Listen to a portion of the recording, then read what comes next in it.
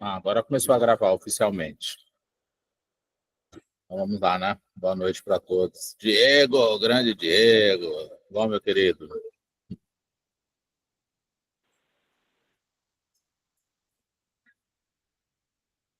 Ricardo, só falta você, o seu som aí.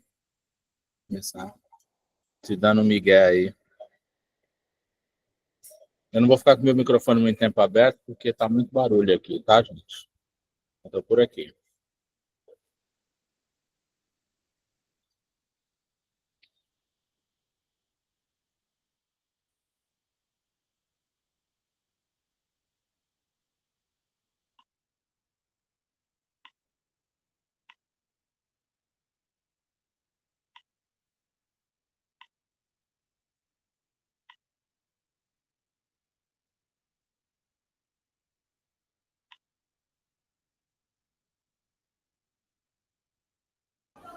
É por isso, cara, ele tá cansado. Porque usou o dia todo, ele cansou.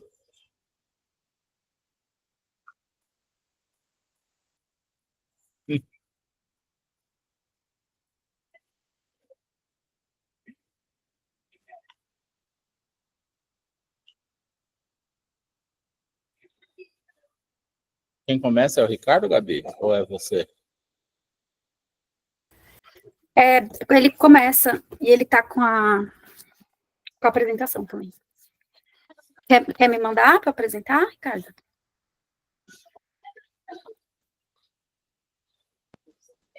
Som. Achei, descobri. Foi. Vindo, né? Estamos.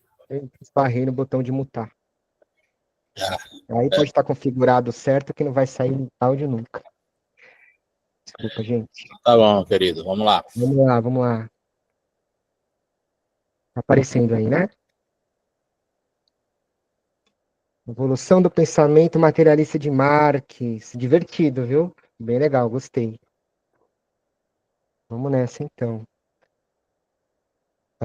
Então, boa noite para todo mundo, né? Eu e a Gabi, a gente foi escalado aqui com essa missão, né? De falar sobre o materialismo em Marx, né? Mas antes de sair direto para os conceitos, a gente vai fazer vou fazer um resgate rápido aí da história, né? Dessa ideia de como Marx vai fazendo essa construção ao longo do tempo, né? Deixa eu passar aqui, então. Antes de Marx, né? O materialismo já era uma corrente, né, filosófica aí consolidada, né? Acho que século XVII, XVIII, né? Hobbes, né? O Diderot, né?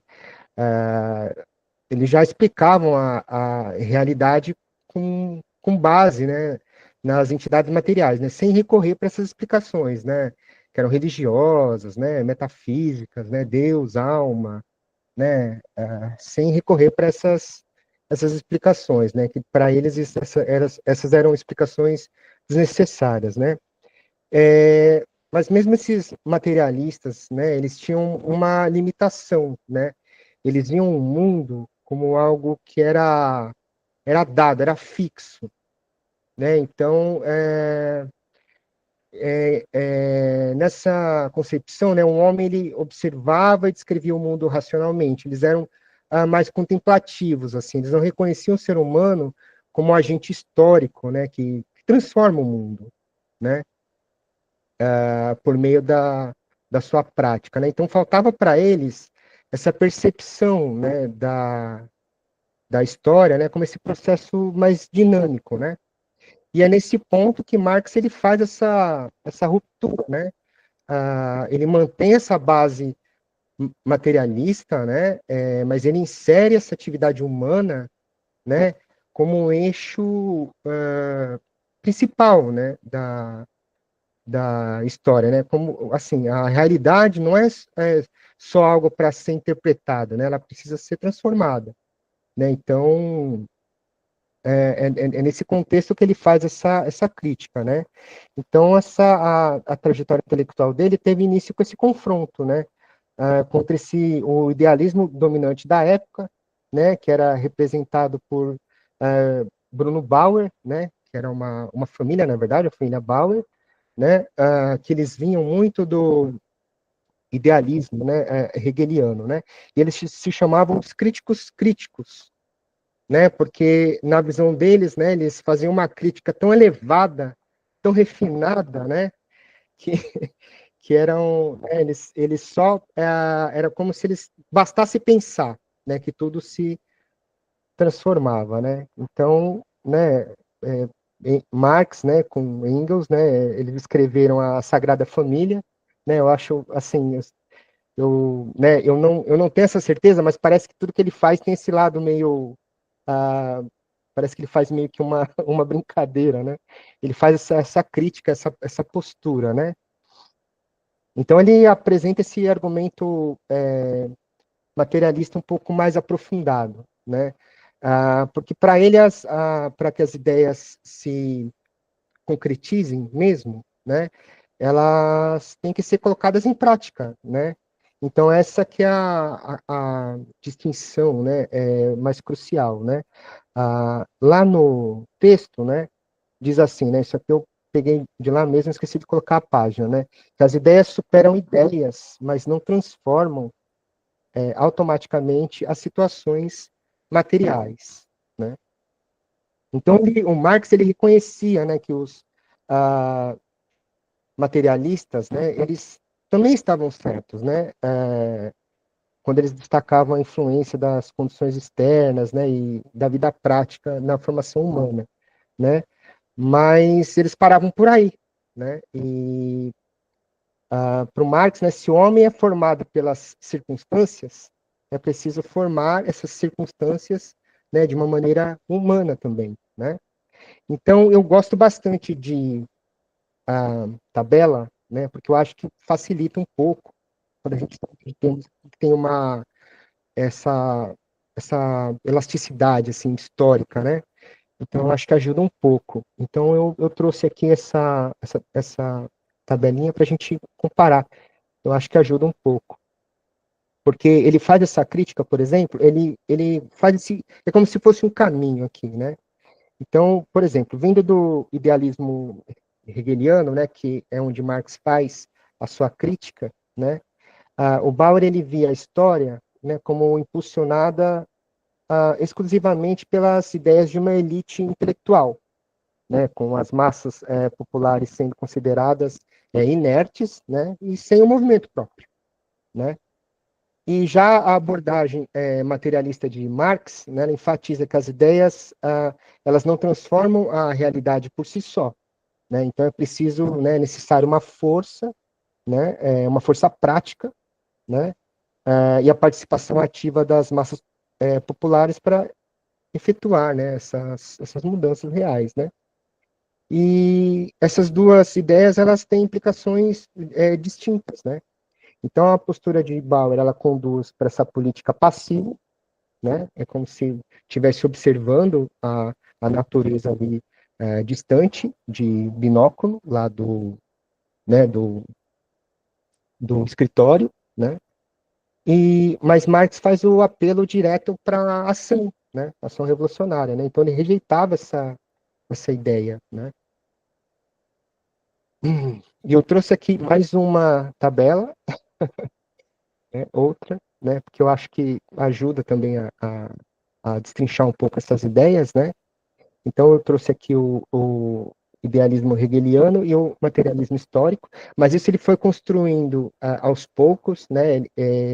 Inclusive o jovem Marx, né? Ele trazia muito do idealismo, depois o materialismo, depois ele fez crítica ao próprio materialismo, e ele vai construindo isso aos poucos, né? Não foi de uma vez. Mas aqui é interessante porque a gente já consegue ter uma ideia, né, das diferenças, né, de como ele foi evoluindo, né, essa ideia. Então, eu peguei os critérios que eu achei assim que, que fazem mais, que eles mostram mais essas distinções, né. Então, por exemplo, pegando aqui o papel das ideias, né, para o Bruno Bauer, né, as ideias são, né, elas são aquilo que é primordial, né, elas que movem a história, né, nessa visão, né. As ideias elas são responsáveis por esse movimento. Para Marx, Só a ideia não. A ideia não vai fazer nada, né? As ideias, elas superam outras ideias, mas elas não vão transformar, né, a realidade por si só, né? Então ele dá essa contribuição, né? E qual que é o papel das massas, né, nesse contexto aí, né? Para o Bruno Bauer, né, elas são inertes, né? Elas não têm movimento nenhum, elas são fruto, né, de várias inputs, né? E para o Marx não, né? Elas são agentes ativos, né? Essenciais para a transformação histórica, né?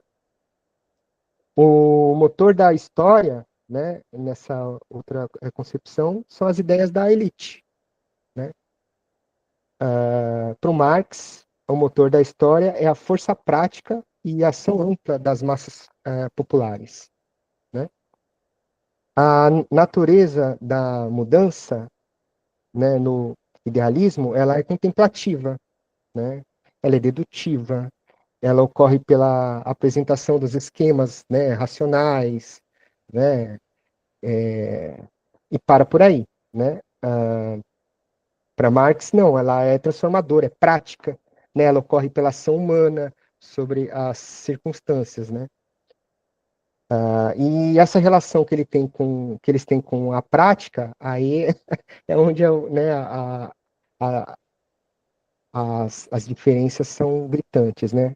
Porque aí no idealismo eles têm um desprezo total pela ação prática, né? Envolvimento político, né? Eles não mexem com isso, né? E para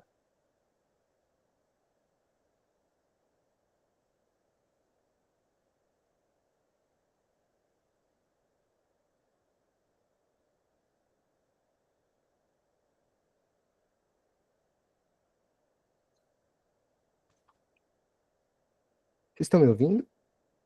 Mas o Estamos. fone que tá, hein? Agora voltou. É. Então, Ô, Ricardo, ô, oi. Ricardo, antes de você retomar, eu acho que para todos nós aqui, especialmente se fizemos muitos seminários de pesquisa, né? Eu acho que a tabelinha anterior sua e essa tabela, especialmente essa aqui, você está falando, e eu estou lendo e fazendo a comparação, eu acho que a gente tem aqui, pessoal, uma base filosófica para a gente pensar a metodologia arqueológica participativa, né? Porque quando a gente olha o pensamento hegeliano, que o Bauer defende, é esse pensamento do pesquisador como sendo a elite pensante, intelectual, que vai promover ideias, né? Que vai criar esquemas, que vai ser racional, que não vai precisar do envolvimento do participante. O participante ele só fornece o material que ele precisa para ele criar em cima, a partir dos seus pontos de vista, ao passo que Marx, com o materialismo histórico, nesse momento aqui, ele está dizendo, não, eu preciso da massa, eu preciso das pessoas para construir junto comigo essa realidade, não? Ou essa transformação material da realidade. Né? É a praxis ipsis literis, de fato. Né? Então, eu acho que, para vocês que estão escrevendo, especialmente a galera do doutorado, dá para pensar na base filosófica da metodologia arqueológica, a partir, acho que essa própria imagem aqui do Ricardo já dá muito para a gente escrever e pensar, né? Não sei se eu estou viajando demais ou se vocês acham que faz sentido, se quiserem comentar também, já que eu interrompi o Ricardo. Faz sentido, Rubens, e eu vou usar, Ricardo. Faz sentido. Estava aqui ouvindo e pensando um pouco isso também. Ficou bem didático assim, viu, Ricardo?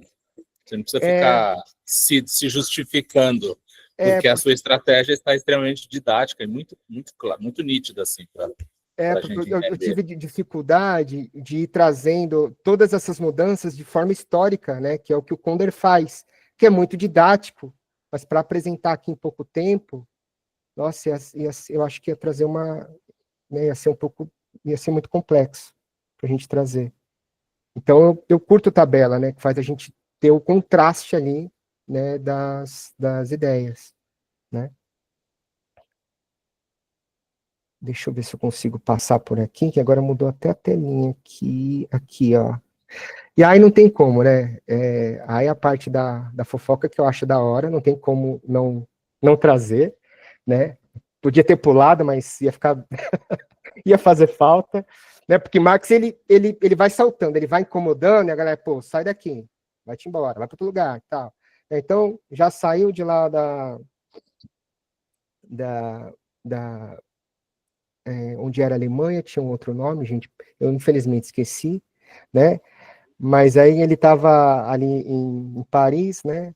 Já trabalhando ali, né? No jornal que eu nem sei pronunciar o nome desse jornal, gente. Vorwärts, né? E aí não tem, Marx não tem jeito, né, gente? Aí ele elogiou lá a rebelião dos tecelões da Silésia, né? Que a Revolução Industrial já, né, já estava ali causando aqueles, né, os impactos, né, então já tinha, né, ninguém mais fazia aquele tear manual, já era máquina, então o pessoal da indústria, Prússia, obrigado, Diego, então o pessoal, né, trabalhando ali aquelas jornadas exaustivas, o salário lá embaixo, porque agora tem máquina, aí o dono da indústria, né, quer pagar cada vez menos, quer ganhar muito mais. Aí o pessoal se revoltou, quebrou tudo, quebrou as máquinas, tacaram fogo em tudo, quebrou tudo. E aí o Marx, que estava nesse jornal, né, em vez de seguir a tendência do jornal, de falar, nossa, né, o pessoal é louco, né, são uns vandas, Marx fez o quê? Aplaudiu, falou, isso aí, galera, não dá. Aí o Arnold ficou bastante chateado, né, e foi chorar lá pro Frederico Guilherme. Pô, Frederico, o Marx está causando aqui, não tem condição, né?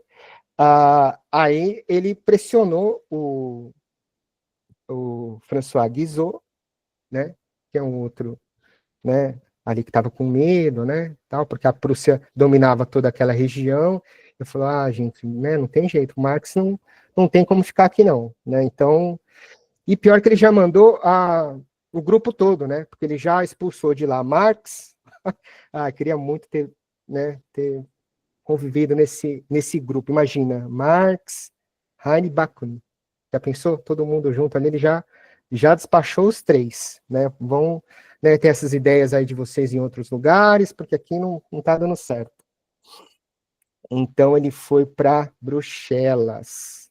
E lá ele teve que assinar um termo que ele foi obrigado a assinar um documento, né, se comprometendo, né, com o governo belga, né, a não publicar nada sobre a atualidade política, né, nacional ou internacional. Quer dizer, Marcos, você pode ficar aqui? Pode, mas ó, quietinho, tá? Por favor, né? Que senão vai, né, despertar aí as pessoas, elas vão entender o que a gente está fazendo e não vai rolar. Né? Então,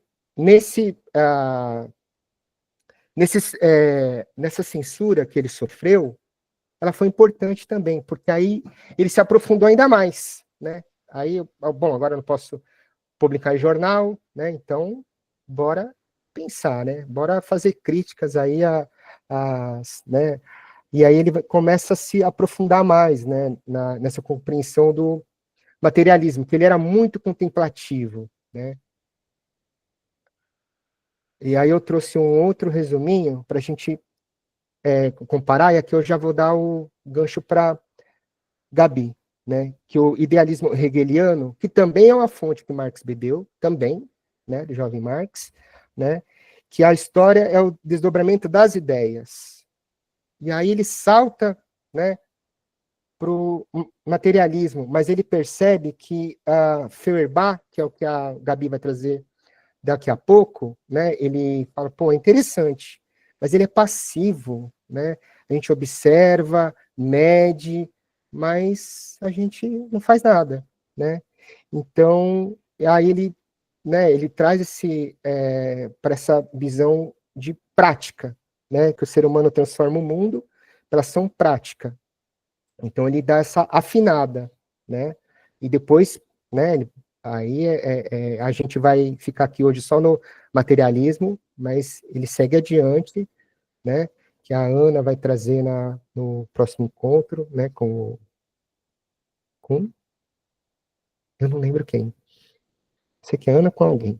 E aí eu passo para Gabi para ela trazer essas teses de Feuerbach, que aí ele vai fazer essa crítica mais aprofundada, né, ao materialismo.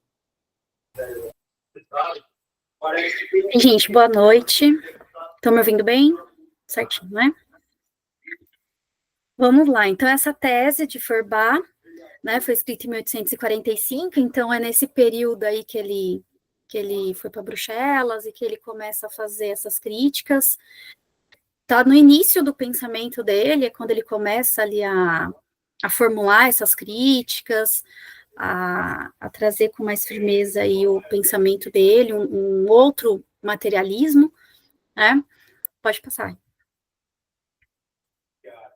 Então, primeiro, quem foi, né, o Feuerbach, né? Achei interessante ir atrás, né, saber para quem que ele está escrevendo, quem é esse cara aí, né? Então, ele é um filósofo do materialismo alemão, então, dessa vertente anterior do materialismo, o materialismo mais voltado para as ideias, mais, né, ele tem uma tendência ao idealismo, né? Então, tem essa tendência ao idealismo quando ele tratava de explicar os fenômenos sociais e esses atos sociais, né? E ele exerceu uma influência no pensamento de Marx e Engels no período de formação dos seus conceitos, mas não se identifica com esse materialismo que o Marx vai formular, né?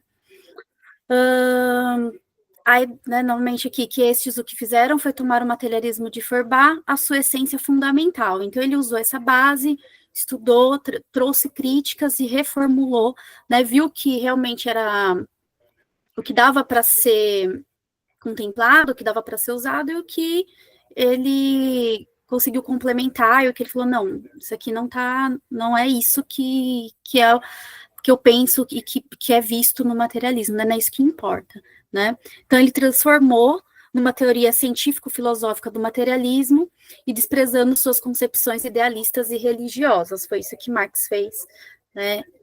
Quando ele trouxe essas críticas. Pode passar. Então, essas teses sobre Feuerbach é uma crítica, ele vai focar nas limitações do materialismo e na importância da atividade humana na prática.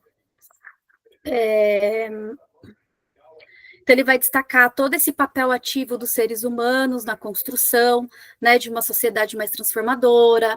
Ele vai enfatizar bastante, né, vai trazer todas as críticas e vai enfatizar bastante que o materialismo ele é uma prática transformadora, que dá ênfase para a ação do ser humano, para a ação do homem nessa prática, né, no real e transformador.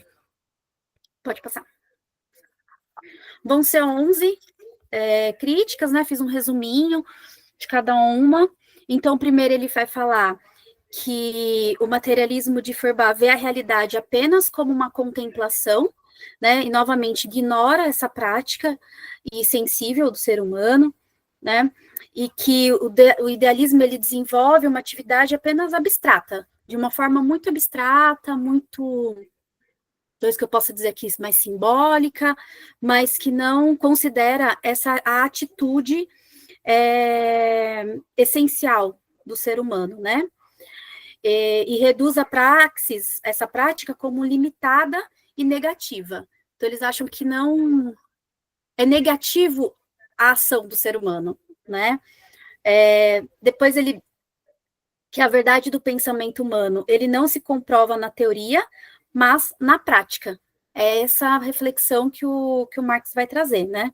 E na praxis, que se verifica a sua realidade e a eficácia, enquanto debates sobre pensamentos isolados da prática são apenas especulações acadêmicas, né? Ele até compara, né, diz que um pensamento isolado, sem uma prática, é apenas uma questão puramente escolástica, né? E aí ele faz essa referência a esse período filosófico, né, escolástico. Então, ele traz, assim, que sem a prática de nada adianta, é um pensamento isolado, é um pensamento De gabinete, fora né, Gabi? totalmente da realidade. Oi? Ele fala de um pensador de gabinete, né? Um filósofo de gabinete. Filósofo de gabinete, mesmo. Pode passar. No terceiro, ele fala que a doutrina materialista afirma que os seres humanos, eles são moldados pelas circunstâncias e pela educação. Mas Feuerbach, ele vai ignorar que eles também transformam essas circunstâncias, né? E aí ele fala que o educador precisa ser educado. Então, precisa ter essa dialética, né? Precisa ter essa troca. Ele diz que essa visão, ela vai separar a sociedade levando uma acima do outro, que essa visão, né? Como o Ricardo trouxe, de colocar... não, Ricardo, acho que o Rubens falou, né? De colocar o educador, o teórico, da elite, acima daquele que está educando, e que ele não precisa ter uma troca, que não há uma troca, não tem uma interface, né, acaba criando essa divisão, né, de um acima da outra. As transformações das circunstâncias e da atividade humana só sobe ser compreendida como uma praxis revolucionária. Então, precisa ter essa praxis, precisa ter esse ato revolucionário para poder entender as circunstâncias de transformações para a atividade humana. Depois ele critica, mais uma vez, essa abordagem sobre a religião, né? Ele fala bastante sobre como Feuerbach traz esse mundo religioso, né? E o mundo religioso como uma base do mundo real, e não ao contrário, né? E aí Marx vai dizer, não, o mundo real que cria, né, uma base religiosa, e não é o contrário, né? É a Sagrada Família, a base da Sagrada Família é a família terrena. Não é a família terrena que tem que ser a base da Sagrada... não, ao contrário, a Sagrada Família ser a base da família terrena. Né? Então, ele faz essa crítica da religião, que Feuerbach coloca a base religiosa como uma base da realidade. Né? Pode passar. E aí o mundo sensível e a atividade humana, ele diz que Feuerbach não reconhece e rejeita o pensamento abstrato e vai valorizar o conhecimento e valorize o reconhecimento sensível, né? Ele não reconhece o mundo sensível como um resultado de uma atividade prática humana, né? Então ele vai se limitar a uma abordagem mais contemplativa mesmo, né? Que a gente está dizendo, que sem considerar as dimensões práticas e transformadoras da ação humana. Ele também vai dizer que Feuerbach reduz a essência religiosa à essência humana, e não considera que a essência humana ela é formada por relações sociais, né? Ignora todo o processo histórico do indivíduo como algo isolado e abstrato, e a essência, Feuerbach ele traz o materialismo, Feuerbach traz a essência humana como algo natural, né? Mas para Marx, a essência humana é uma característica abstrata, mas algo que conecta, é um conjunto de relações sociais. Não é, a essência humana é algo biológico e natural e determinista, é assim que tem que ser. Não, o homem ele é criado a partir, ele é desenvolvido a partir de relações humanas, a partir das relações sociais que se constrói o ser humano, né? Não é algo biológico, algo de uma essência natural que todos têm para se desenvolver, né? Não é tão determinista assim. E que ele traz essa ênfase, né, que é preciso levar em conta as dinâmicas sociais e históricas na formação desse sujeito, né, na formação do homem, né. Então, ele traz essa crítica do Feuerbach, ele não entender essa essência humana como algo que está enraizado nas relações sociais e no processo histórico. E aí, mais uma vez, ele vai chamar também no número 7 a atenção para o indivíduo como fruto da sociedade, né, como um produto social, né, e ele critica o Feuerbach por não reconhecer esse sentimento religioso, que é, na verdade, um produto social, também um produto da cultura, da sociedade, das relações. Né? Pode passar. E é a natureza prática da vida social, que a vida social ela é essencialmente prática, né? Ela não é teórica, não é abstrata, a vida social ela é baseada em ações concretas de uma ação humana, de uma prática do ser humano, né? E uma resposta para essas ações está dentro da própria solução. A solução é a própria racionalidade, né, na própria praxis humana. E ele critica esse miticismo, essa religiosidade ou miticismo para explicar algo, né? Então, a transformação da realidade social depende de uma ação totalmente humana, da interação humana, e não de algo místico ou algo natural, né? Aí, depois, né, ele vai fechando ali, criticando o materialismo antigo, né, o antigo materialismo, o materialismo do Feuerbach, que não contempla o mundo sensível como uma prática da atividade humana, que observa o indivíduo de uma forma muito isolada, dentro de uma sociedade civil, e aí ele traz que isso é uma visão insuficiente, uma visão incompleta, que ignora essa transformação do potencial transformador humano, ignora, né? E da prática do mundo, do ser humano para construir esse mundo, né? Para construir a sociedade. Então, ou seja, o materialismo antigo, ele tem essa visão mais limitada, mais individualista, centrada no indivíduo isolado, né, que não considera as relações humanas, não considera essa relação social como um movimento possível de transformação, né? E esse novo materialismo que ele vai propor, né, que ele vai consolidar, é uma abordagem mais ampla, que pensa numa transformação, que considera as relações sociais como um todo, e busca uma compreensão mais integrada, mais voltado para a prática mesmo da coletividade e das interações humanas, né? Pode passar. E aí, né, tem ele fecha aí com essa citação, com essa frase, né, que os filósofos têm apenas interpretado o mundo de maneiras diferentes. A questão, porém, é transformá-los. Então, não é só interpretar, né, precisa trazer algo que transforme, né, fazer essa praxis. Então, ele enfatiza muito a necessidade de uma praxis revolucionária, de uma ação prática que modifique, né, que não seja só teórica e contemplativa, mas que modifique a realidade, né, e aí ele vai destacar que só quem é possível que modificar essa realidade é o próprio ser humano, né, que constrói, que modifica e é modificado pela realidade, que tem essa troca, que tem essa dialética, né, e aí é isso, né? Uma teoria e uma prática de um esforço para mudar as condições sociais. É isso que ele busca nesse novo materialismo, né? Uma teoria que seja prática e que transforme as relações sociais e transforme o mundo, que seja possível de trazer transformações. Ufa.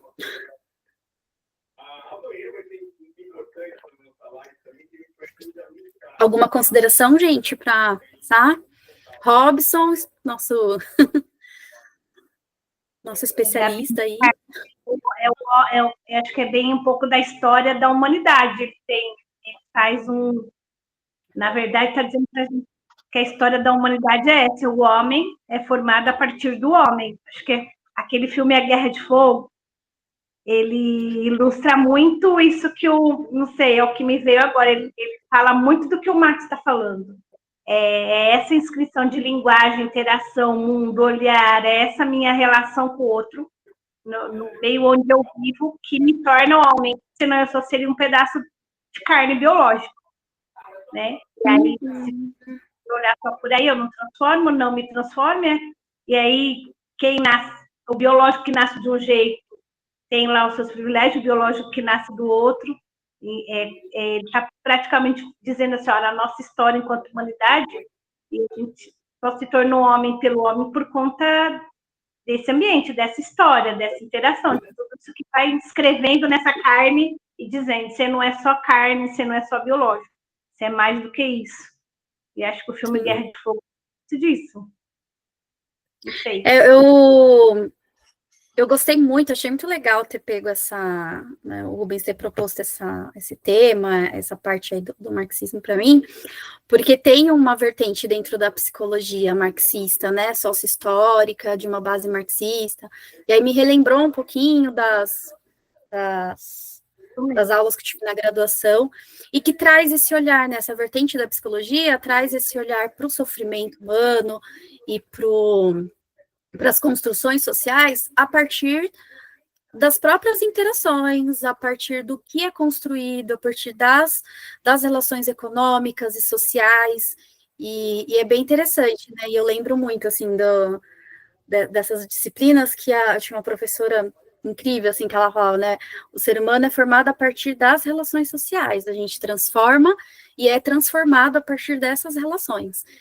E foi muito interessante, assim, relembrar dessas coisas, faz todo sentido. Laila? O meu é uma pergunta para geral, assim, que possa responder, porque eu percebi a data aí, que foi 1845, não foi isso, mais ou menos? Então, e aí me gerou uma dúvida, por causa que, tipo, teve várias revoluções, né, durante esse período em que o Marx estava escrevendo e tal. E aí, esses dias eu estava lendo sobre a Revolução do Haiti, e, tipo, que a Europa ficou meio pé da vida com essa revolução e tudo mais. O Marx disserta alguma coisa sobre, tem algum trabalho dele falando sobre essa inquietação, ou não tem nada e, tipo, alguém sabe me dizer se tem?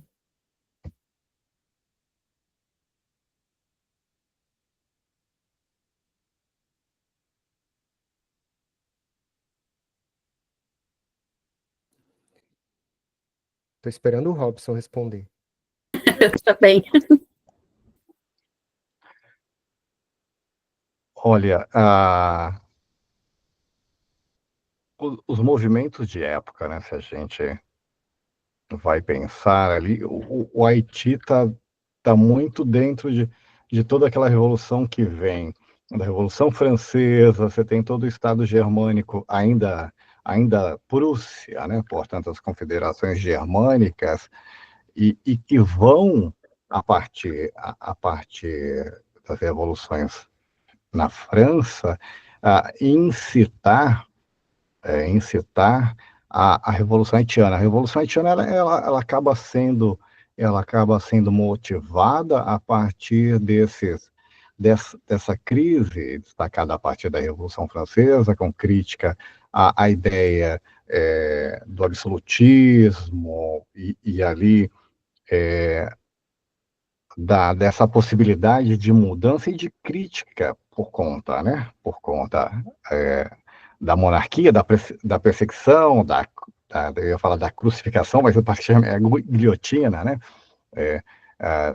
A época do rei Luís XIV e a sua mulher, e portanto ela é vista como essa possibilidade de fazer a revolução a partir desse momento. Mas veja, a Prússia em si não era só, não tinha só os estados germânicos, você tinha também a Áustria, né, as outras possibilidades que compunham próximo da região da Prússia, inclusive Inglaterra e parte da Europa, olhando para a Revolução Haitiana como primeira revolução praticamente baseada, né, nessa ideia das orientações daquilo que se propunha Engels e Marx, mas que, portanto, depois também é totalmente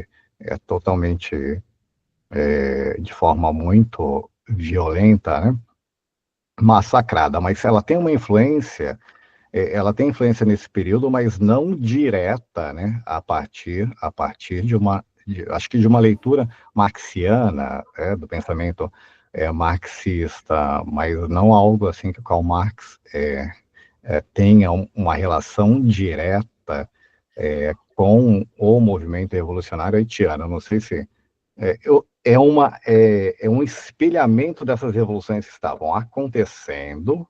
Nesse momento, veja, em que Marx está migrando, né, saindo ali da Alemanha, mas já assumindo essa ideia do pensamento, de se tornando um ateu, um comunista, a partir das leituras de Feuerbach, a partir das leituras de Hegel, né, que Feuerbach, praticamente, a partir da...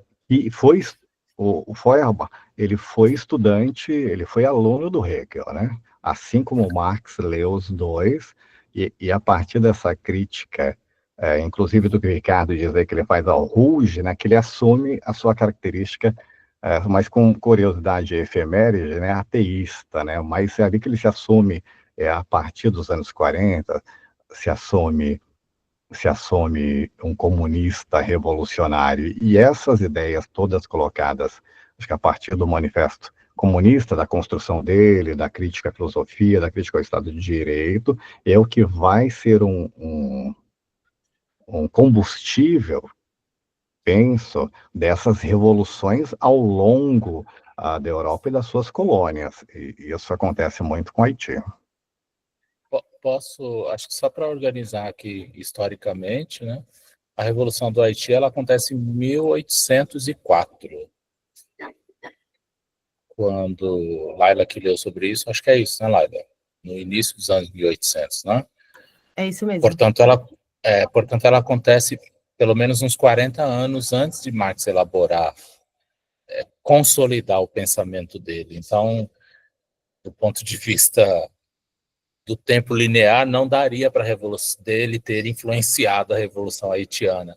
Mas, obviamente, depois porque a Revolução Haitiana foi a primeira revolução anticolonial que foi capitaneada e que foi bem sucedida a partir do movimento anti-escravagista, né? Foram ex-escravizados, pessoas escravizadas que capitanearam essa Revolução Haitiana. E, obviamente, eles não tinham acesso a leituras, especialmente a qualquer coisa que Marx estivesse escrevendo à época, né, se é que estava.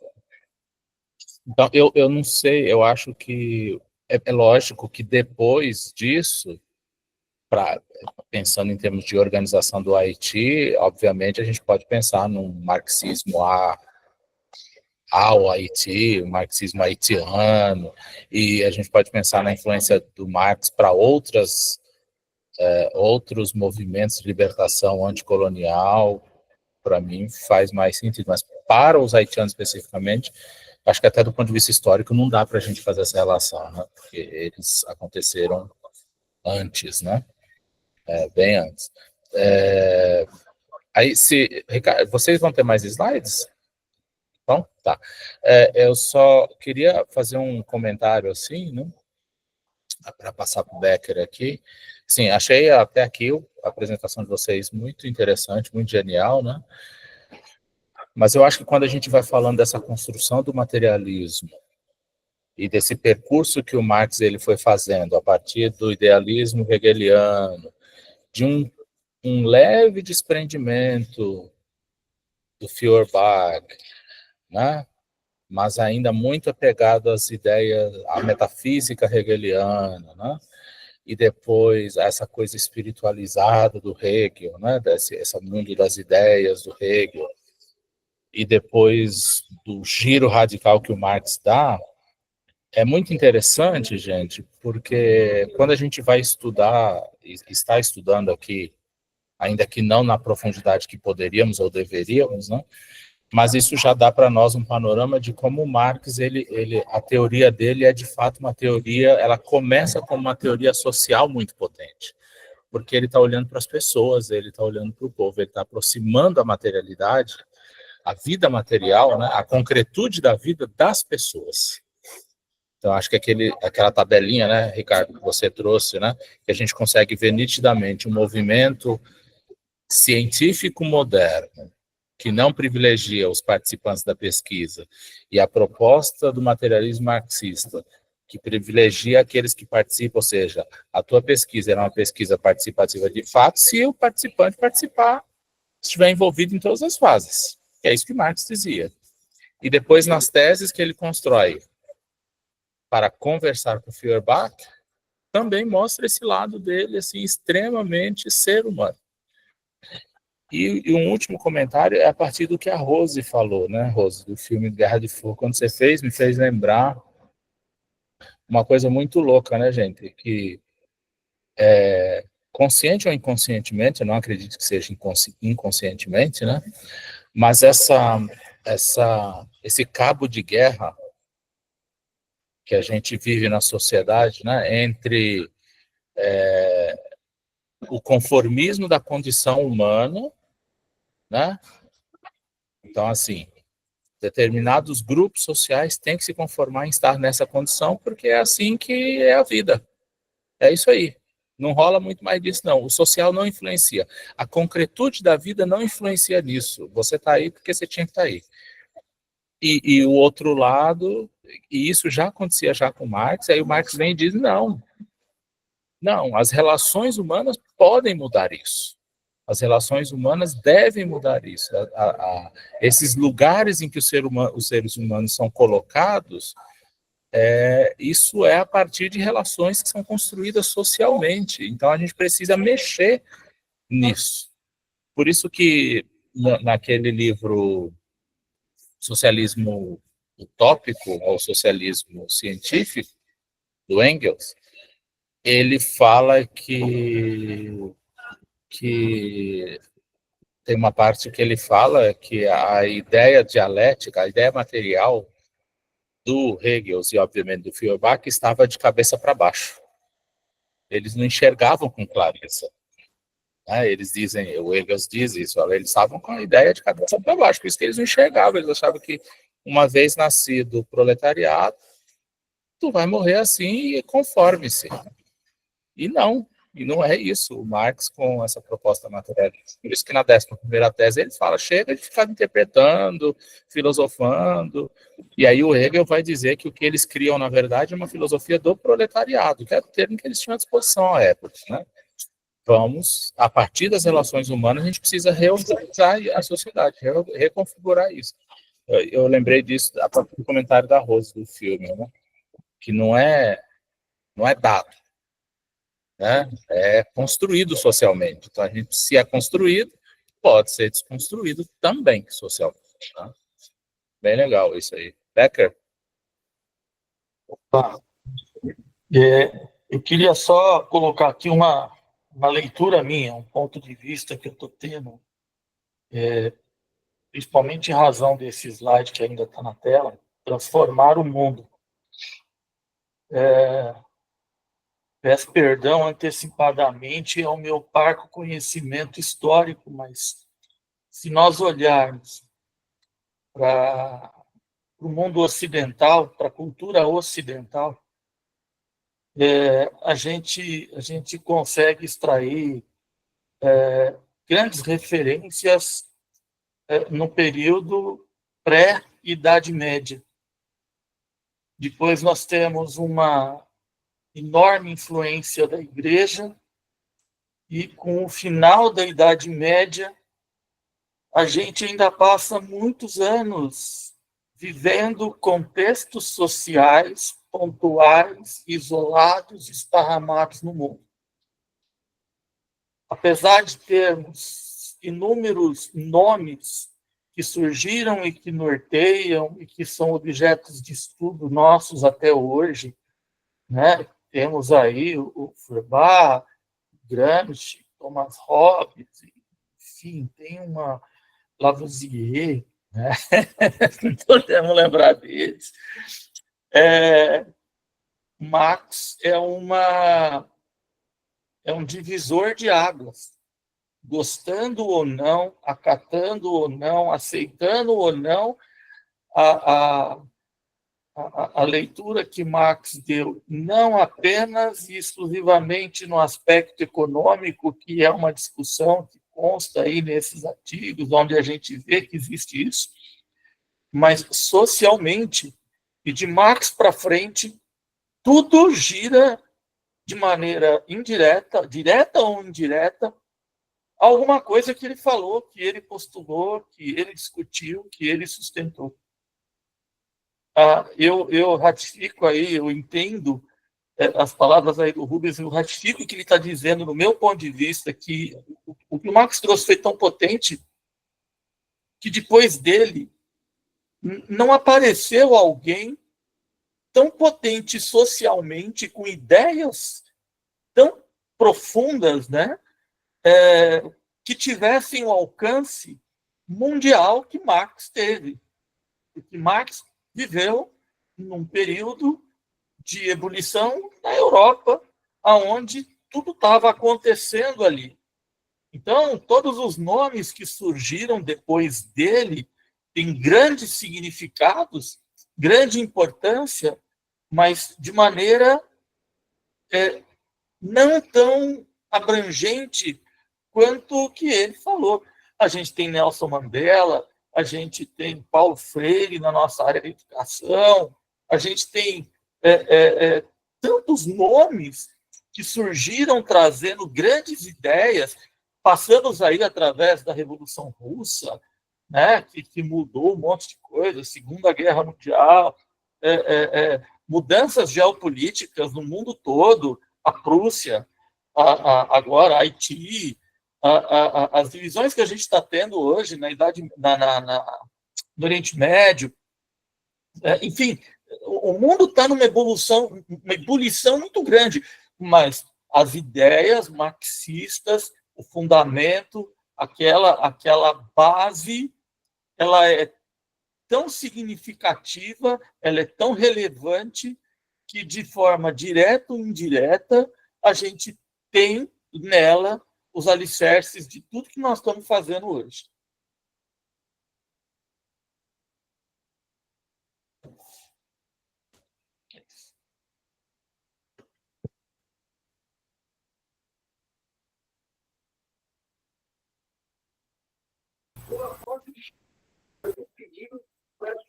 Pode falar, Vinícius. E eu acho que isso que a Gabi e o Ricardo falaram também é meio que o nascimento das ciências sociais, né? Esse negócio da atividade humana sensível, de que o que você está fazendo, você faz alguma coisa, né? E quando você faz alguma coisa está sendo feita em você, né?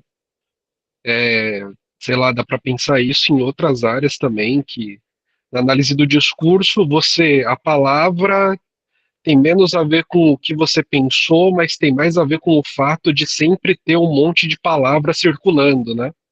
E aí, quando você menos percebe, mesmo sem saber exatamente como, você está usando as palavras que já estão circulando e que estão te marcando, que estão no dia a dia, que estão, sabe, a todo momento por aí. Você não precisa pensar muito para deduzir o sentido das coisas, né? Você meio que sabe o sentido, alguém te explica o sentido. A coisa é de dentro para fora, de fora para dentro, toda hora, todo momento.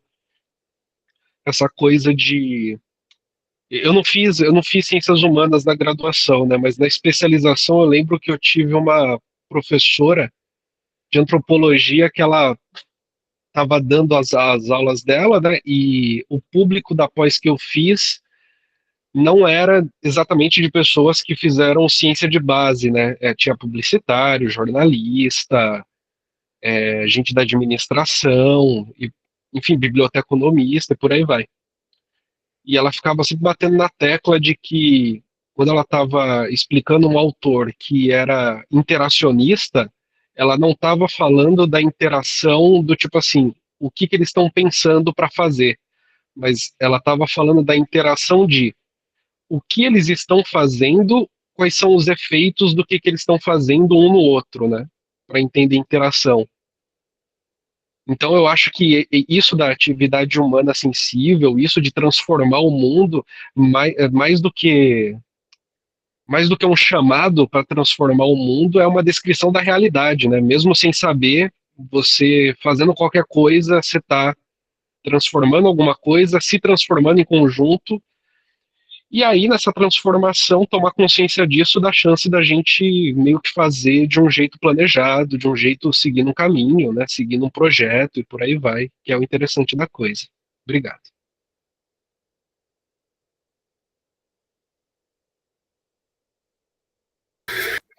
Tá bom, vamos continuar? Mais alguém quer falar alguma coisa? Não. Pode passar. Então, agora a gente vai passar para a carta para Joseph Bloch, acho que é assim que fala. Esse já é um texto de Engels. E aí é um texto de 1890, então a teoria já está mais amadurecida, né? Nessa carta ele vai trazer outras interações, né, junto com o materialismo, junto com o indivíduo. Então, ele vai falar mais das interações coletivas, de instituições, de poderes. Então, pode passar. Obrigada. Então, ele vai trazer, assim, nessa carta, é uma carta que faz parte de várias correspondências, né, que ele trocou naquele período, que é uma carta que ele quer defender uma visão mais complexa e interrelacional do materialismo. Então, ele vai abordar as interações do materialismo, das transformações do mundo, com base em decisões coletivas e institucionais. Então, ele vai falar da interação da legislação, do direito, do papel do Estado, né? Ele vai falar que todos esses fatores, eles influenciam nesse movimento, que não é só o movimento econômico, né?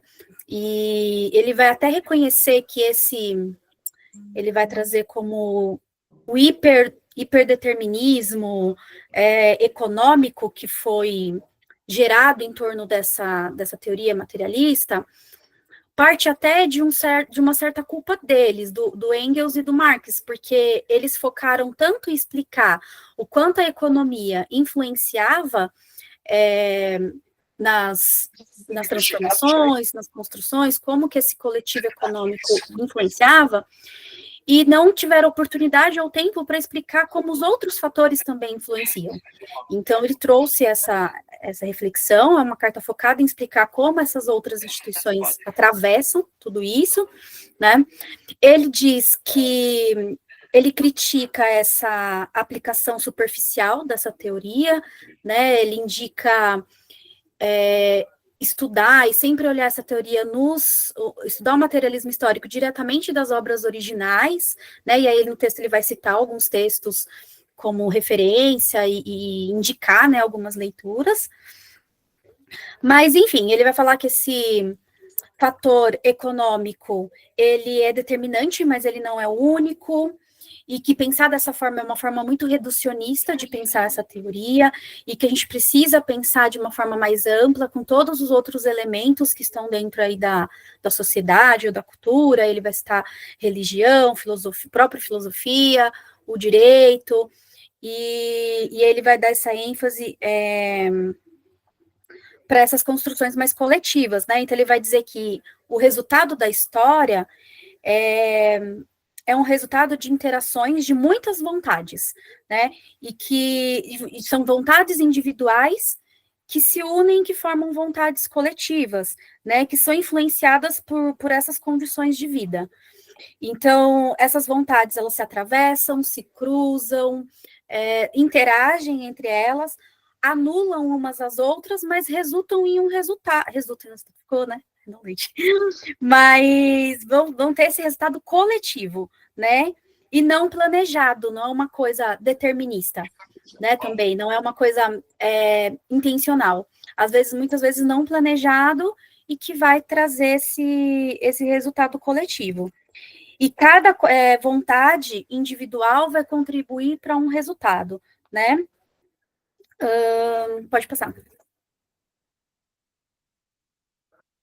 É isso, né? Que o fator econômico ele não é determinante, né? E que o resultado da história ela vai dar essa interação das vontades do indivíduo, né? Foi tudo isso aí que eu falei, que o resultado coletivo ele não é planejado, mas sim moldado por todas essas interações, né? Pode passar. E aí ele vai falar um pouquinho de cada dessas instituições, dessas estruturas, ou superestruturas que vão moldando também essa realidade, né, que faz parte dessas vontades coletivas. Então, ela vai dizer, por exemplo, do poder do Estado ao desenvolvimento econômico, né, então, como que o Estado pode interagir com a economia, com o desenvolvimento econômico, né, ele dá três três opções, né, três formas. Então, ele pode apoiar esse desenvolvimento, né, e seguir na mesma direção, acelerar esse processo econômico, o Estado pode, né, ajudar a favorecer isso, ele pode se opor a esse desenvolvimento, né, e resistir ao progresso, e pode levar a uma destruição a longo prazo, ou ele pode redirecionar o desenvolvimento. O Estado bloqueia algumas áreas, vê o que é interessante se desenvolver, o que não é, qual é ali a área que, isso aqui a gente vai injetar mais uma verba, aqui a gente vai desenvolver melhor, outro lado não, né? Mas vai causar também danos no progresso econômico e desperdícios de recursos e economias, né? E aí depois, pode passar, ele vai falar da esfera jurídica, né? E ele também vai dizer que, mais uma vez, né, que com a condição do trabalho vai surgir uma esfera jurídica independente, né, representada por alguns advogados, profissionais, e que vai conectar a produção ao comércio, né? No entanto, no Estado moderno, a lei, ela tem que refletir condições econômicas gerais, mas ela também tem que ser coerente e evitar essas contradições. E aí ele dá destaque em um exemplo, né, do Código Napoleônico, que foi modificado diversas vezes de acordo com a economia, de acordo com, enfim, moldando conforme a evolução, né, da sociedade. E aí ele diz que o direito civil consiste em resolver as contradições econômicas e adaptar-se às mudanças econômicas, buscando uma harmonia entre o jurídico e a economia. Porém, contudo, entretanto, ele também diz que essa relação entre condições econômicas e esse princípio jurídico, né, é um reflexo dessas condições econômicas também. Então, tem essa dialética, né? Ele vai agir na economia e a economia vai agir nas decisões jurídicas, né? E tem uma inversão que pode modificar essas bases econômicas. E aí ele dá como exemplo o direito à herança, que a sua base ela é totalmente econômica e não jurídica, né? Pois a decisão ela vai impactar na distribuição de propriedades. E aí, só fazendo um parênteses, né, um comentário que me fez lembrar, nessa parte, trazendo um pouco mais para a prática, de um podcast que eu estava ouvindo essa semana, que estava justamente falando sobre isso, né, um podcast de histórias, enfim, acho que a Ana, eu sei que a Ana ouve ele também, da Rádio Novelo, e aí estava justamente falando sobre o direito à herança de casais, onde o casal constitui de uma pessoa que vem de uma outra base econômica, de uma outra origem social e econômica, e um de uma origem de elite, né, e que aí estava até contando um caso de um casal dos anos 80, onde não foi reconhecido, né, que tiveram uma união estável, era um casal homoafetivo, um era de uma base, né, mais elitizada, de uma origem com muitas propriedades, e o outro não, né, e viveram muitos anos, e aí depois, quando foi ter a divisão da herança, a família também recorreu, e não fica essa base, né, e aí quando ele trouxe isso, fez pensar, né, por que não? Por que não reconhece isso, né, então, nesse podcast trouxe outros exemplos também, de casais que não têm o direito de herança e dos bens, enfim, aí trouxe esse viés mais econômico e social, né, mas só esse parênteses aqui, que me trouxe esse insight quando eu estava lendo essa parte, porque ele justamente traz esse direito à herança como exemplo, né. Acho que pode passar. Tá, e aqui, Ricardo, você quer passar primeiro, ou eu falo primeiro e depois passa? Deixa eu falar primeiro, né? Tá. Gabi, a gente passa depois o vídeo. Tá. E aqui ele vai trazer também a relação do conhecimento e do poder político na economia, né? Como também isso interfere, interage com isso, né? Então, essas causas econômicas têm relação, mesmo por não completo, no avanço do conhecimento. Então, ele vai dizer que a ideologias como religião e filosofia, e outras, né, ideologias e conhecimentos mais filosóficos, eles derivam muitas vezes de um baixo desenvolvimento econômico e alerta para que esse desenvolvimento econômico, ele nem sempre substitui essas ideias menos absurdas. Então, ele faz essa relação, baixo desenvolvimento econômico de um determinado grupo, traz um baixo desenvolvimento de conhecimento e um baixo desenvolvimento, enfim, de cultura, de conhecimento, e é um campo fértil para essas concepções mais religiosas e filosóficas, de uma concepção que ele nomeia como uma concepção primitiva, né? Mas que nem sempre, e a gente vai ver também, acho que a gente vê muito hoje, que nem sempre uma evolução econômica, uma ascensão econômica vai trazer outras concepções da realidade menos absurdas, né? A gente vê isso quanto isso não vai definir, né? Se essas ideias vão ser menos absurdas ou não.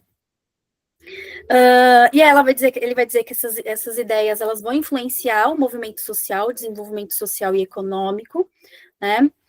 Ele reafirma essa posição também deles, que o movimento econômico sofre também influências de fatores políticos, né? E que há uma inter-relação entre os poderes políticos e econômico. E ele afirma assim que o poder político ele também pode ser entendido como uma forma de poder econômico. Não dá para separar tudo, né? Acho que já dá para. Aí quando eu vi essa parte, assim, também me veio um outro insight, um documentário que eu acho que alguns aqui já devem ter assistido. E aí eu separei 2 trechos que acho que dá para a gente abrir um pouco o debate para vocês verem a gente fazer essa associação de como essas vontades coletivas, essas instituições, esses superpoderes também influenciam na construção da história. Vamos lá.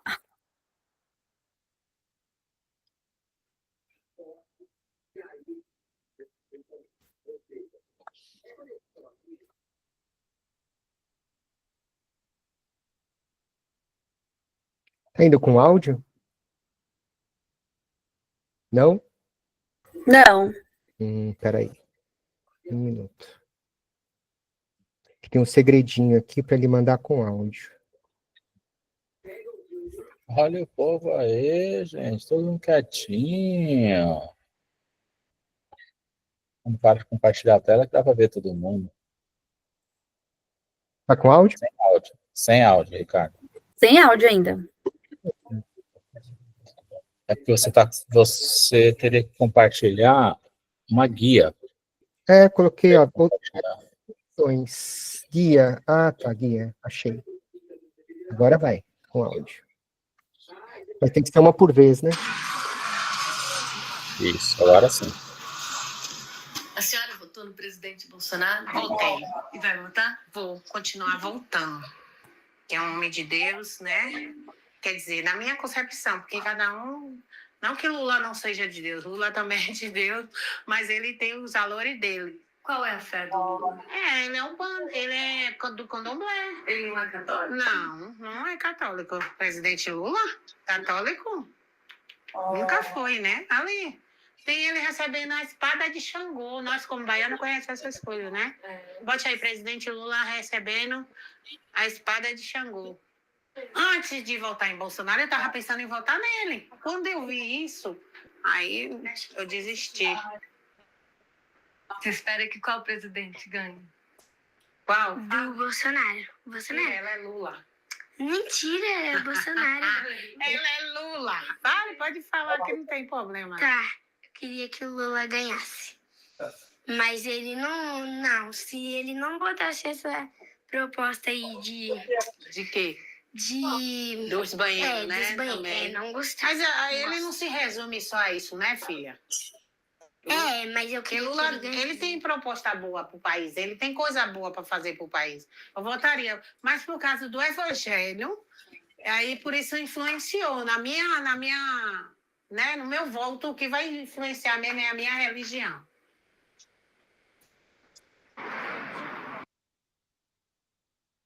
Tem mais um também, bem curtinho, que a Gabi traz para gente, Que aí é a superestrutura mesmo. Deixa eu compartilhar aqui também. Este aqui, achei. O senhor pressionou os senadores? Minha filha, qualquer senador hoje do voto majoritário, ele quer o voto evangélico. Nós somos 30%.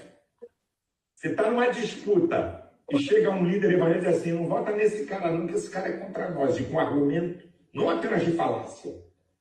Fica um bocado ruim, né? Fica um bocado ruim, né? Então, quando a Gabi mandou esses vídeos, eu tinha assistido esse documentário recente, engraçado como passa batido, né? Eu falei, nossa, tem tudo a ver, né? Essa superestrutura, que ela se retroalimenta, muda a estrutura, né? Ela não realmente, ela se retroalimenta, né? Vou voltar aqui. Não sabe se é para rir ou se é para chorar, né? Esse documentário todo a gente não sabe se ri ou se chora, porque tem umas coisas assim, muito pouco. Pode passar. E é isso, né? Por fim, Engels ele vai criticar a falta de compreensão da dialética, né? Diz que eles, né, esses pensadores, filósofos, idealistas, olham para a história e fazem essa análise simplista de causa e efeito, né? E não consideram essa interação de diversos fatores, como o movimento econômico, e como o movimento econômico como mais influente deles, mas ele não é o único e nem absoluto. Ainda mais hoje, né, eu fiquei pensando o que ele escreveria, o que ele pensaria vendo tudo como está hoje, né? Me fiz essa pergunta. E lamenta, né? Ele lamenta que esses pensadores não considerem a contribuição de Hegel para a dialética, né? Pode passar. Pode passar de novo. E é isso, gente. Vocês podem contribuir aí com o que vocês acham.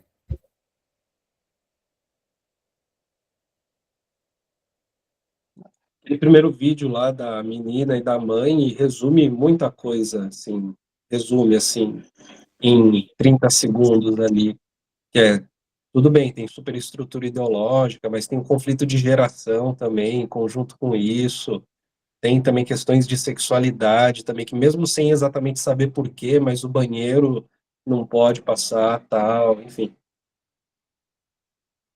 Tem a questão econômica da base social, né, assim, da base que fica claro ali que é uma família muito humilde, né, com pouco conhecimento, né, uma pobreza de conhecimento, né, no vídeo no começo mostra ela entrando ali em casa, e como eles são captados por essa estrutura, né, de base totalmente idealista também, né.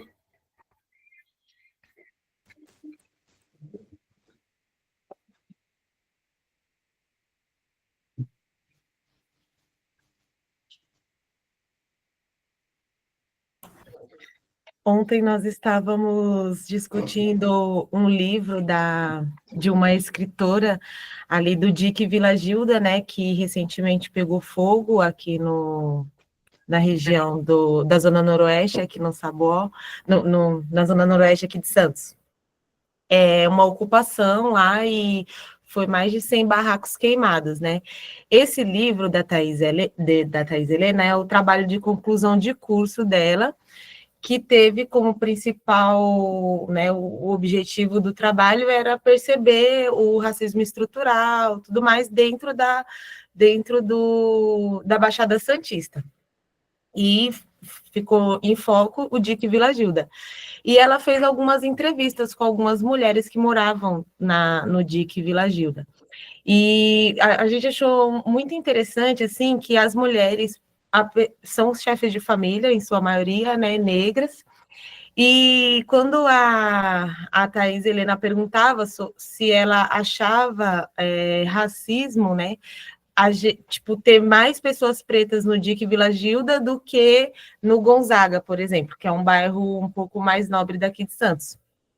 E aí muitas mulheres assim falavam para ela: não, eu acredito que isso não tem relação com cor, eu acredito que seja uma coisa totalmente natural. Lá eles têm dinheiro, por isso que eles moram lá, a gente é pobre, por isso que a gente mora aqui. E aí a gente ficou percebendo o quanto essa falta de escolaridade mesmo, de se autoconhecer e reconhecer também as mazelas, né, do Estado, também fazem com que continuem sendo reproduzidas essas questões. Então, tipo, elas não tinham conhecimento de que lá no Gonzaga tinha mais pessoas brancas e no DIC só tinha pessoa preta, apesar de todo dia elas verem só pessoas pretas lá no DIC Vila Gilda, e todo dia elas que iam para o Gonzaga trabalhar, elas não entendiam isso como sendo um racismo.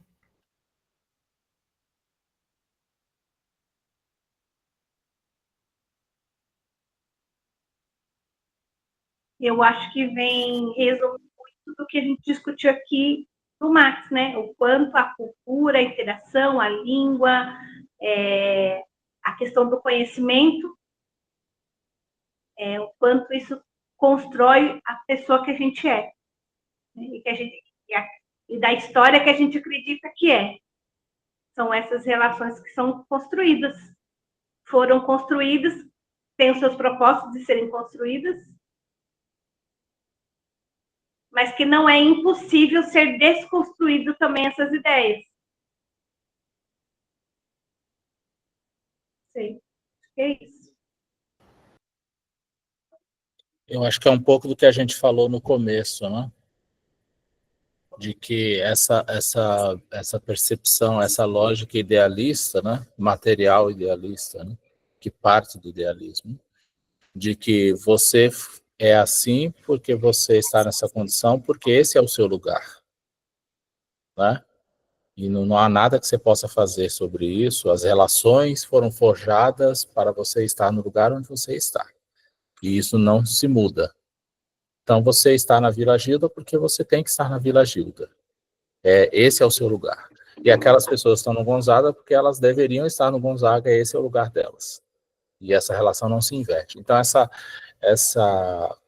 construção idealista, né, faz com que as pessoas não... Eu acho que vai um pouco além do racismo, vai um pouco para além das questões raciais, né?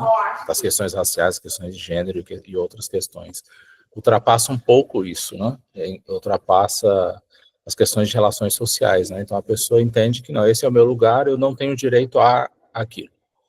Eu não posso ter aquilo, aquilo não é para mim, né? Então é bem maluco, assim. É um pouco do que a gente falava no começo, né? Érica, você pode parar de ficar escrevendo mensagem, abrir o microfone e falar, tá? Nós não vamos ler sua mensagem.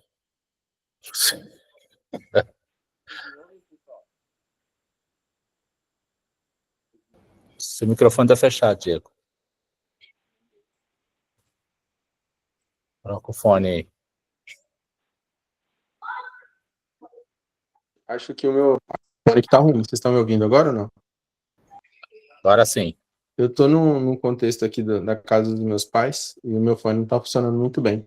Mas então eu queria só falar brevemente algumas coisas que a fala do Priuli me chamou a atenção, depois do Vinícius também.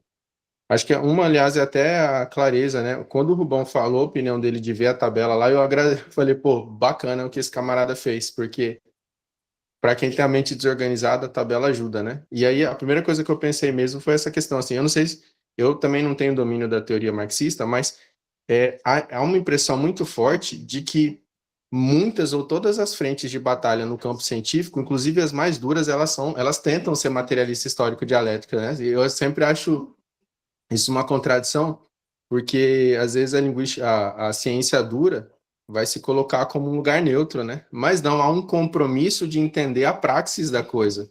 E por mais isolado, por mais recortada que essa ciência se manifeste, é muito interessante pensar que ela tem um compromisso com a praxis social. Então, se a gente pensa na biologia, por exemplo, a análise de um sapinho lá, naquele ecossistema e tudo mais, por mais recortado que seja, tem um vínculo concreto com entender a realidade como ela é, né?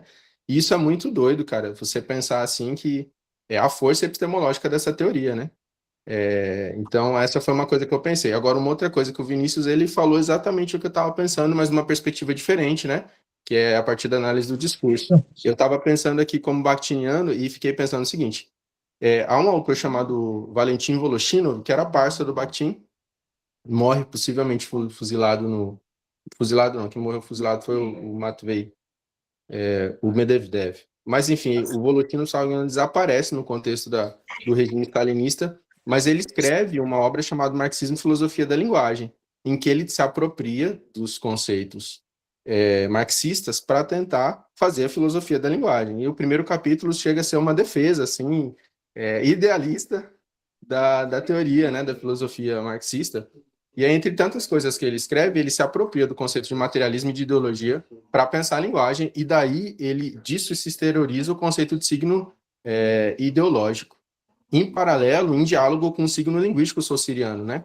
Eu não sei se todos aqui comungam da ideia do curso de letras, né, das teorias, mas basicamente signo linguístico seria a representação primária da palavra, do sentido, na visão daquela que é conhecida como a primeira escola científica da linguagem, né, que é conhecida como estruturalismo.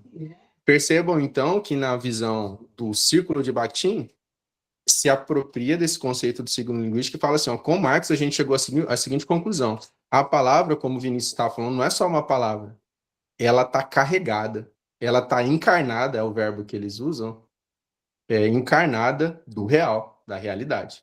Aí ele pega e faz a seguinte metáfora, quando você pega um martelo e uma foice, eles não são nada, mas quando você os cruza, eles significam algo. Quando você fala a palavra pão, é só a palavra, mas quando você pensa, enfim, então eles querem dar esse sentido de materialidade. Obviamente, outros autores já tinham feito isso sobre a linguagem. É o caso, inclusive, de teóricos aí da análise do discurso, mas o camarada da pragmática lá, o Charles Sanders Peirce, já tinha falado algo, inclusive no final do 19, o Humboldt, um alemão que é brabo também, o cara é quase um mistério, assim, ele foi um farol da raça, pensou muita coisa, mas enfim, ficando nessa ideologia, percebam que, na perspectiva materialista histórica, vejam só, a ideia de que o homem opera e ele faz se apoderou da própria linguagem, e a linguagem se apoderou da atividade humana. É isso que o Bakhtin fala, de modo que tudo que é simbólico de alguma forma é material, e tudo que é material e concreto de alguma forma tem uma manifestação simbólica, e isso os analistas do discurso estudam muito bem, o que é impressionante. De tal forma que eu duvido um pouco dessa visão, porque é uma coisa tão dialógica, tão polifônica e tão cabulosa, que é difícil pensar numa perspectiva evolucionista para entender a palavra como uma força concreta sobre a realidade. Eu não sei se eu estou sendo muito claro, mas, enfim, eu cito aqui, para terminar as minhas palavras, um artigo do Voloshinov que se diz assim, a construção da linguagem. E ele pega o conceito de trabalho do Marx, que eu desconheço, sabe? Vi lá no Google o que significa e voltei para o Voloshinov, que era onde eu queria ficar, né? Mas, assim, por trabalho eu estou entendendo a ideia do ativismo humano de alterar a natureza, né? Então, a ideia de técnica, né? O ser humano vê um pedaço de árvore lá, tira um galho e transforma aquilo numa cadeira, por exemplo. A técnica, a capacidade de alterar a natureza. Então, o Voloshinov vai falar assim, ó, a linguagem vem do trabalho. Eu falei, para. Eu já fico com uma coceira preconceituosa de qualquer teoria muito de perspectiva evolucionista para justificar a linguagem, porque eu não sei se você sabe, a linguagem é um mistério, né? E eu falo essa palavra desde a graduação e vejo até agora, depois do doutorado, que tem como usar a palavra mistério com a linguagem, porque é uma coisa muito cabulosa, né? Mas, enfim, ele usa essa perspectiva para pensar, ó, é a ação humana que cria o simbólico, que altera o real. Então, é de uma beleza profunda pensar que os caras colocam no centro nervoso da discussão o agir humano. E esse agir, e a leitura do Bakhtin, é um agir dialógico por natureza.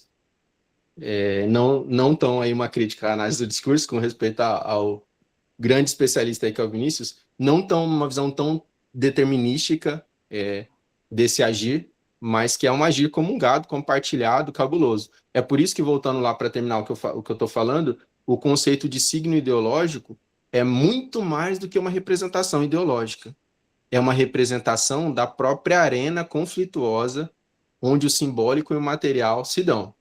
Então, e aí ele vai fazer essa divisão para entender essa contradição, separando o que ele chama de as forças centrípetas e as forças centrífugas da ideologia.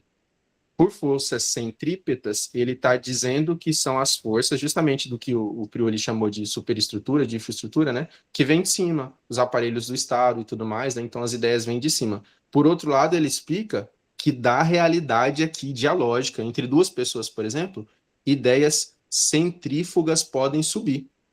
Aí a gente pode pensar, por exemplo, qualquer meme que existe, ele começa aqui numa base dialógica, às vezes de uma ou duas pessoas, e isso toma a realidade. É até dicionarizado, por exemplo, o que comprova que é a força da ideologia, na visão batiniana no caso, em diálogo com Marx, se dá numa arena babélica de ideias que são concretas, que são materiais, porque o mundo opera nessa perspectiva materialista histórica. E voltando lá no conceito de ideologia, os caras pensavam assim, e aí, perdão se eu estiver equivocado, e talvez eu esteja. Uma vez eu fui tentar entender o conceito, aí começa com um cara lá na França, o de Tracy, que define ideologia como um conjunto de ideias. Aí o Hegel revê isso, né? Outros caras vão pensando, o conceito de ideologia até que chega no Marx. Mas, eu estava terminando a minha conclusão, minha reflexão aqui, e me perdi no... Ah, sim. Então, o que eu já li o Faraco escrevendo sobre o Marx, que entende que é muito mais do que entender a ideologia alemã e descrevê-la, o que os caras estão falando não é necessariamente transformar a realidade, é entender o seguinte, a transformação se dá pela construção de uma nova ideologia, que é a ideologia do proletariado. Então você vê que a transformação social se dá no primado do simbólico, o que é incrível. Que é uma demonstração de que o simbólico é material, é concreto, né? Então, em diálogo agora com outro cara que eu tive que estudar no mestrado, que é o Austin, a gente faz coisa com palavra, né? Aí ele dá o exemplo do padre lá, a gente casa a pessoa com palavra. Quando o padre fala assim, marido e mulher, a partir de agora vocês fizeram um pacto social, né? E aí daria pra gente dar N exemplos aqui que a gente faz. Quem aqui não é traumatizado com alguma coisa que ouviu na infância, né? A gente faz coisas concretas com palavras. Então, obrigado pela discussão, me fez pensar em muita coisa e ver, assim, que dentro dessa dureza que muitos vendem, né? Eu não sei se os seus amigos marxistas são duros, mas os meus são um poucos, assim, secos, duros, mas eu vejo agora, olhando aí, a partir da apresentação da teoria, que é uma coisa humana mesmo, né? Da ação humana aí na parada, e que é muito bonita, muito humanizadora, né? Do processo aí, inclusive da ciência. Então, valeu. Para mim foi muito... não elucidativo, foi de aprender mesmo, né? A tabelinha salvou. Por mim, cresci essa tabela e incorporando a metodologia aí das ciências humanas, igual o Vinícius fez. E aí, compartilha, vende baratinho na internet. Eu quero ter essa tabela para pensar depois, né? Inclusive para construir textos científicos tendo um rumo claro, né? Do que seria essa perspectiva materialista histórica nas ciências. Mas é isso, galera. Um abraço. Valeu aí pela discussão de hoje.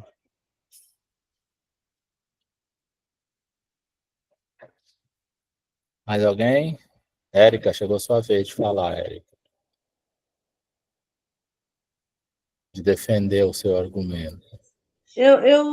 Como eu fiquei muito tempo distante, eu estou ouvindo, tentando entender a pegada da discussão, porque eu estou numa vertente meio Outra.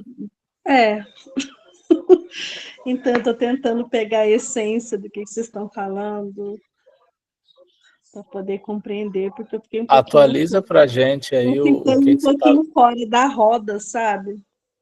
Uhum. Fiquei bastante fora da roda, então se a gente vai chegando assim, querendo dar pitaco, é meio complicado. Mas eu tô absorvendo isso que vocês disseram.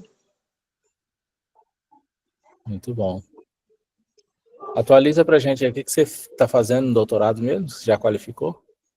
Sim, eu estou analisando a proposta da Secretaria Estadual de Educação, as políticas públicas de Minas Gerais, né? Para quem não me conhece, meu nome é Érica, eu estou no Triângulo Mineiro, em Uberaba.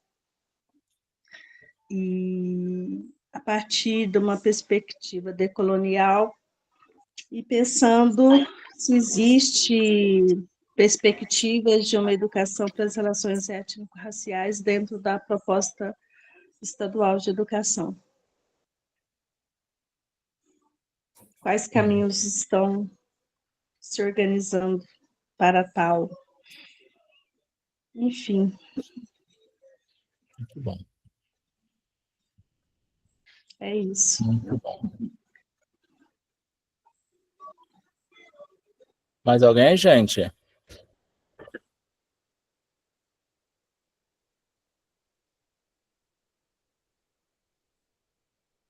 Para contribuir com a discussão do Ricardo e da Gabi?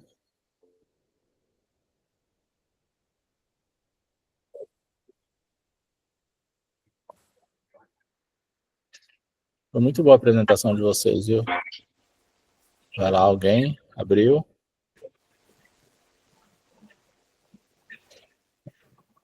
Acho que é o Becker. Microfone aberto. Você quer falar, Becker? Ah, não. Opa, estava aberto por acidente aqui, me perdoe. Ah, tá.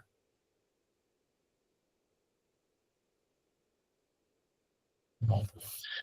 Muito bom a apresentação de vocês, o Gabi e Ricardo, porque vocês trataram de um assunto que é um dos temas importantes da teoria social do Marx, que é o materialismo, de forma bastante didática, né? As tabelinhas ficaram famosas, viu, Ricardo? Foi bastante didático, assim, né? E isso que o Diego fala é bem acertado, né? Porque dá para a gente pensar no Marx agora que seja mais humano, né? Que ele esteja pensando a humanidade, né? O ser humano, né? Essa relação do ser humano com o ser humano, né? E, lamentavelmente, é o que essa lógica mais positivista das próprias ciências humanas e sociais, elas às vezes afastam um pouco, né? Endurece um pouco. Então, foi muito bom a gente pensar isso. A gente ainda vai falar sobre os outros conceitos dele, né? A gente vai continuar falando sobre o materialismo, né? Mês que vem, por exemplo, setembro, é a Ana Carlota e o Douglas, né? Que vão continuar falando de materialismo, agora a partir de uma perspectiva política e ideológica. Depois a gente vai ter, em outubro, Becker e a Gabi Moura falando sobre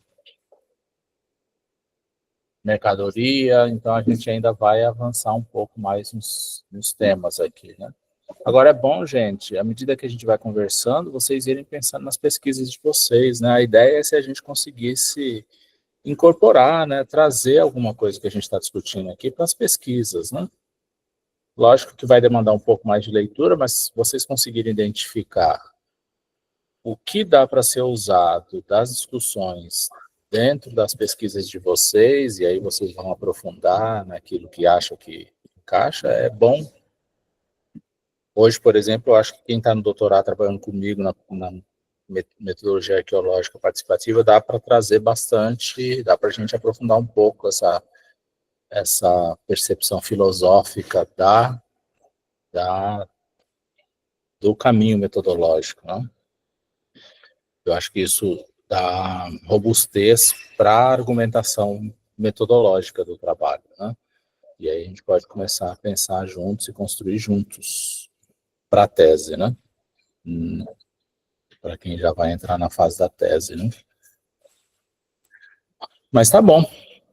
Vamos embora? Vamos dormir? Vocês dormirem, né? Eu não durmo essa noite. Essa noite eu fico acordado. Mas foi muito bom ver vocês. Bom? Ricardo, Gabi, querem fechar? Não, acho que é isso. Eu não, né? Eu acho que agradecer aí a todos pela participação. E foi muito bom me aprofundar nessa leitura. Gostei bastante também. Também curti. Obrigado, viu, Gabi? Obrigado, pessoal. Obrigada, Ricardo. Muito bom mesmo. Beleza, eu vou interromper a gravação aqui, gente. Ô, Rubens, interrompi. Quero te fazer uma